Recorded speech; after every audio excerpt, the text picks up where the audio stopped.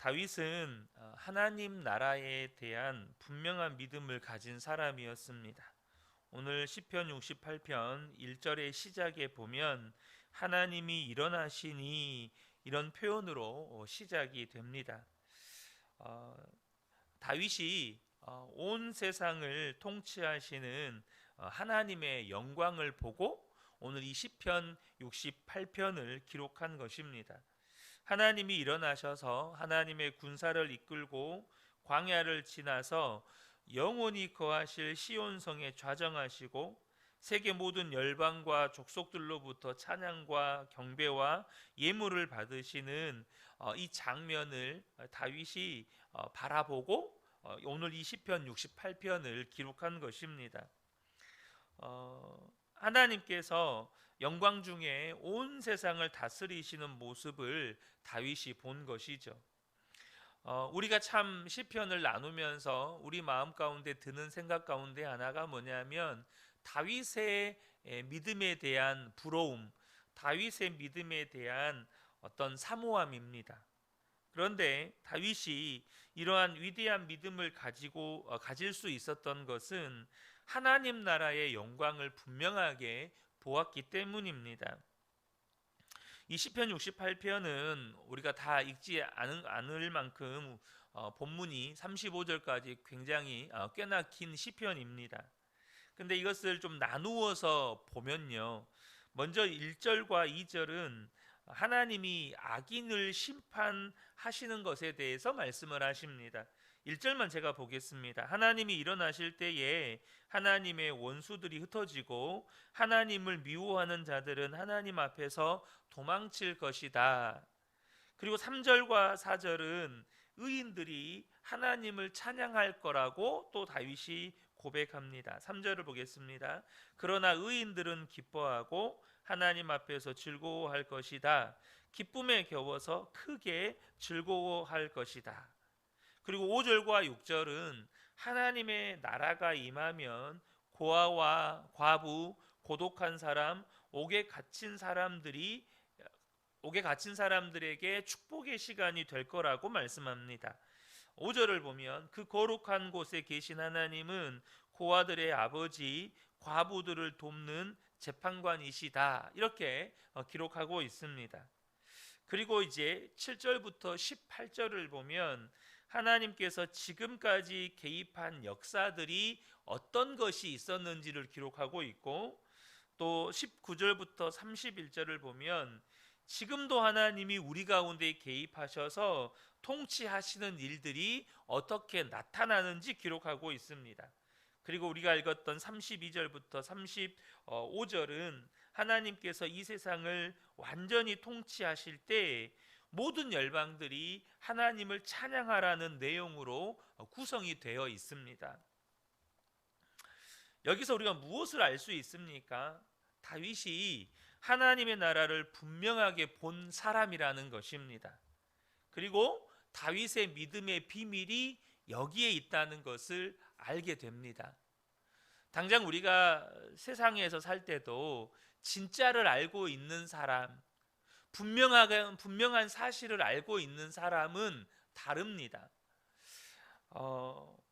오늘 본문을 통해서 우리에게 도전하는 메시지는 우리는 그렇게 다윗과 같이 하나님의 나라를 바라보고 있느냐 하는 것입니다. 사랑하는 성도 여러분, 여러분은 지금 정말로 하나님의 나라를 바라보며 살고 계십니까?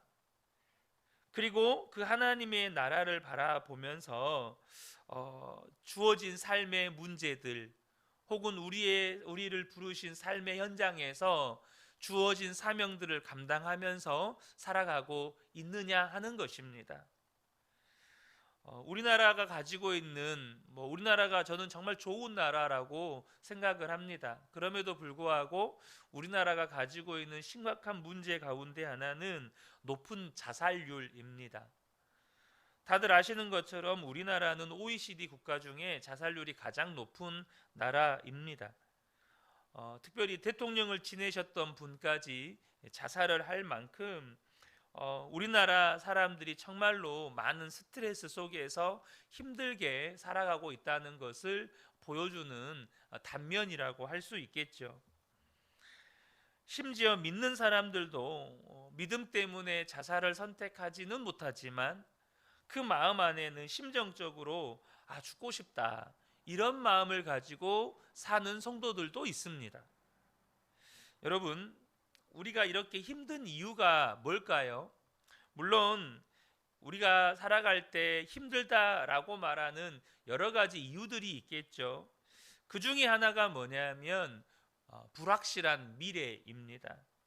앞으로 되어질 일에 대해서 전혀 모른다는 거예요.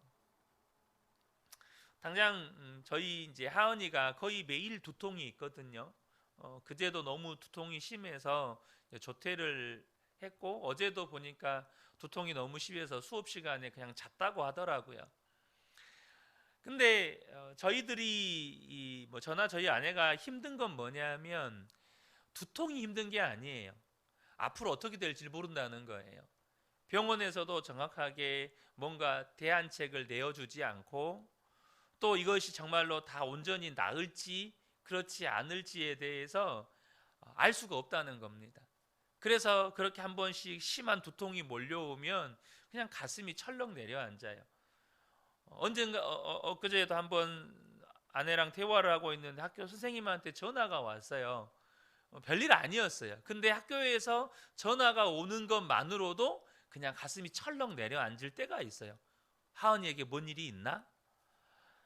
이처럼 이렇게 이 불확실성이라고 하는 것이 우리에게 가져다주는 불안감, 두려움은 때로는 상상을 초월합니다. 여러분, 우리가 길을 가는데요, 누가 열심히 헐떡거리면서 뛰고 있어요. 그래서 그 사람을 붙잡고 지금 어디를 가시는데 그렇게 뛰고 계시나요? 뛰어가시나요? 라고 물었는데 그 사람이 하는 말이 몰라요? 라고 대답을 합니다. 열심히 뛰는데 무엇 때문에 열심히 뛰는지를 본인 당사자가 모르는 거예요. 여러분, 과연 우리가 이런 대화를 주고받을 수 있을까요? 어떤 사람이 급하게 어디를 뛰어가는데 어딜 그렇게 뛰어가세요? 근데 그분이 모르는데요? 라고 대답을 해요. 근데 실제로 이 시대를 살아가는 수많은 사람들이 그렇게 살고 있다는 겁니다. 사람들은 죽고 싶다는 생각이 들 만큼 아침부터 밤까지 열심히 살고, 심지어 그렇게 열심히 살았지만 우리가 소위 말해서 금수저 흑수저라는 말이 왜 나왔겠어요? 열심히 살아도 흑수저를 벗어나지를 못하는 거예요. 열심히 살았는데 때로는 국가 공권력이나 때로는 어떤 권력자들로 인해서 엄청나게 힘든 어려운 일을 당하는 거죠. 그런데 문제는 그렇게 열심히 사는데 이제 내가 어디로 가야 할 건지를 모른다는 겁니다. 어디로 가는지 알고 알고 열심히 사는 게 아니라는 거예요. 여러분, 내가 어디로 가야 되는지를 모르고 또 어디까지 가야 되는지도 모르고 그렇게 뛰어가야 한다면 그 인생만큼 답답하고 또 살면 살수록 더 힘든 인생이 어디 있겠어요? 열심히 뛰어요. 근데 얼만큼 열심히 뛰어야 되는지도 모르고 어디까지 뛰어야 되는지도 모르고 내가 궁극적으로 이렇게 열심히 뛰어서 도착해야 할 곳이 어딘지도 모르는 거죠. 오늘 다윗이 19절에 놀라운 고백을 합니다. 날마다 우리의 주님을 찬송하여라. 하나님께서 우리의 짐을 대신 짊어지신다 라고 고백합니다. 여러분, 이것은 놀라운 약속입니다. 하나님께서 우리의 짐을 대신 져 주신다는 것, 이 약속이 예수 그리스도 안에서 우리에게 이루어집니다. 마태복음 11장 28절을 보면 수고하고 무거운 짐진 자들아 다 내게로 오라. 내가 너희를 쉬게 하리라. 이 말씀이 저와 여러분의 말씀이 되기를 축복합니다. 우리는 다 여기에 해당되는 사람들이에요. 우리의 수고하고 무거운 모든 짐을 주님이 다 져 주셨어요. 그런데 어떤 분들은 여기에 동의하지 않으실 수 있어요. 왜냐하면 하나님이 내 짐 져주신 게 어디 있습니까? 나는 여전히 경제적으로 어려운 짐, 건강의 문제의 짐, 가정 문제의 짐, 예수 믿고 교회 다니지만 여전히 문제는 문제고 무거운 짐은 벗겨지지 않는데, 예수 믿으면 수고하고 무거운 짐 다 져주신다는 이 말씀, 나에게는 상관이 없고 나와는 아무런 관련이 없는 말씀입니다.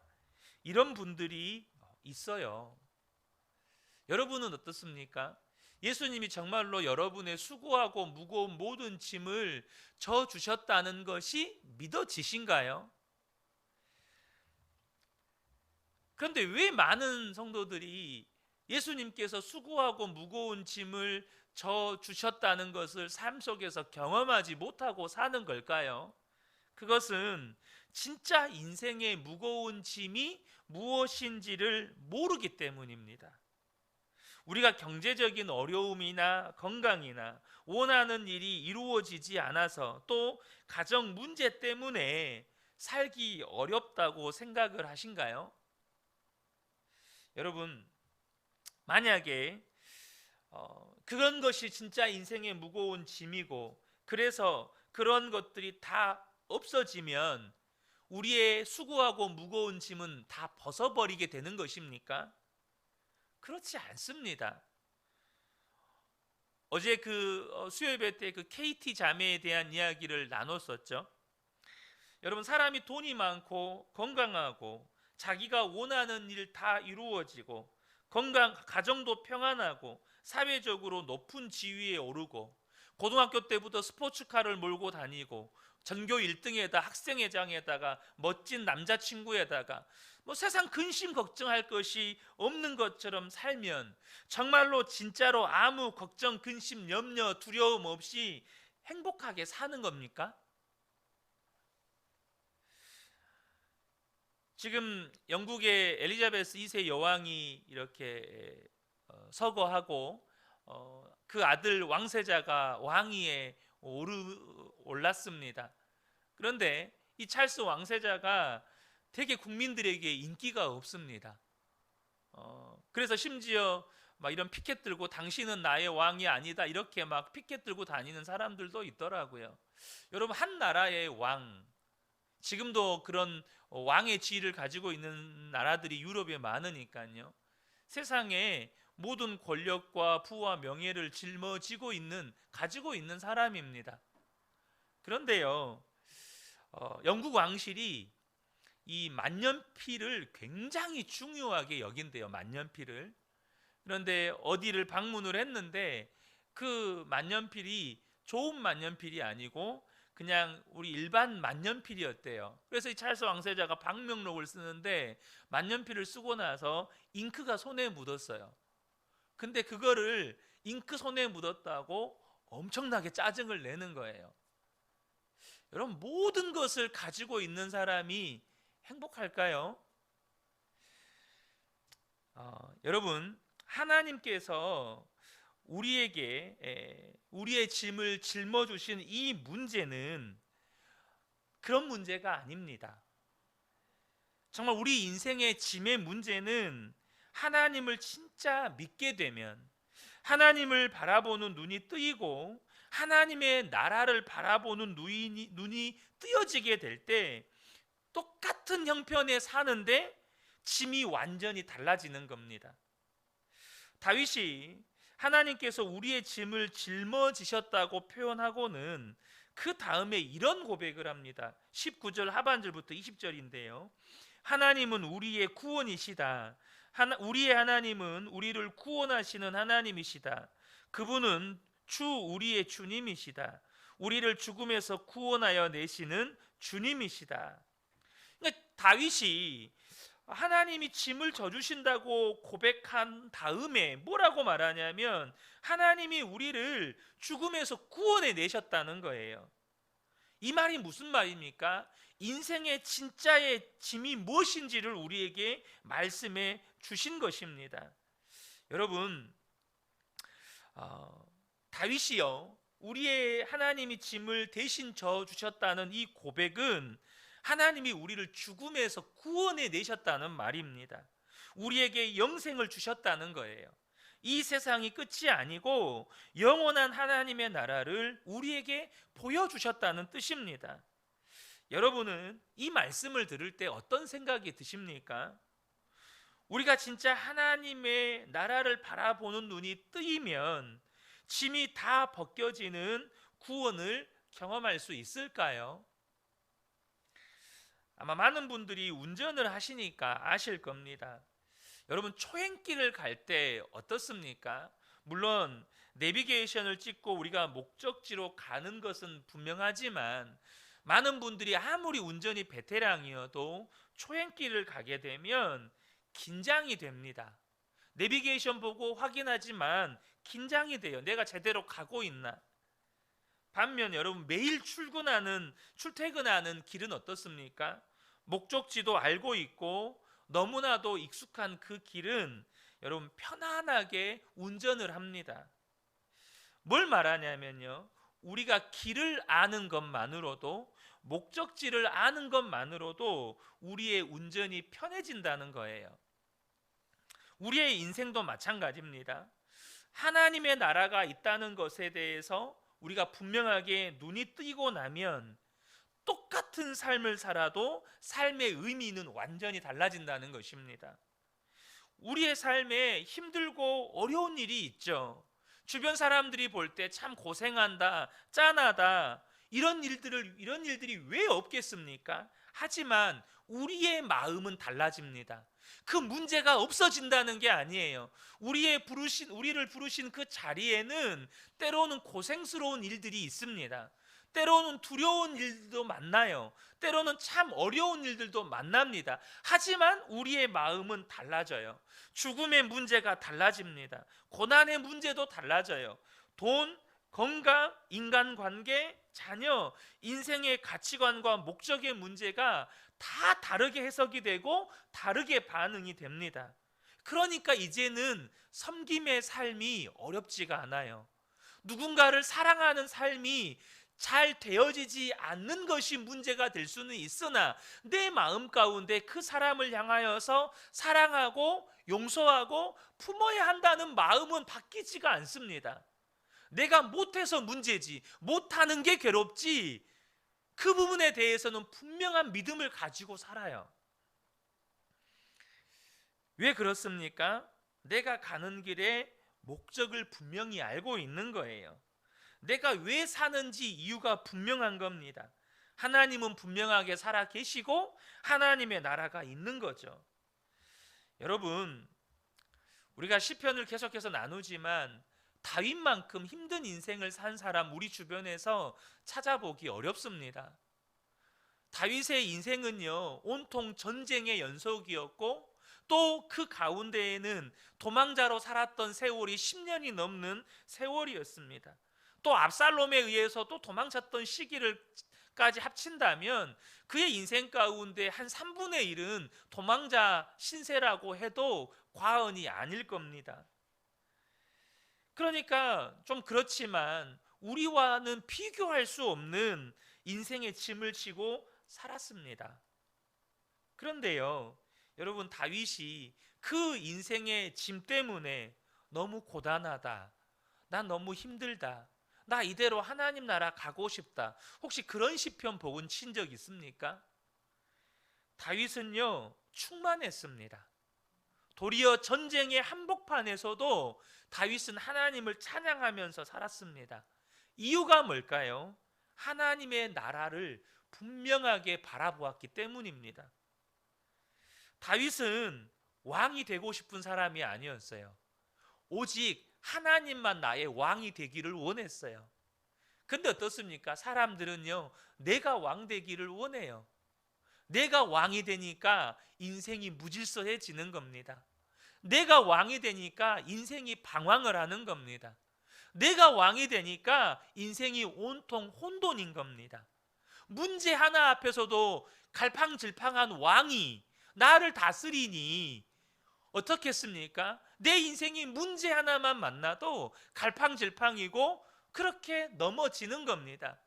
그러나 하나님이 나의 왕이 되시면 내 마음이 하나님의 나라고 내 삶이 하나님의 나라가 되는 것입니다.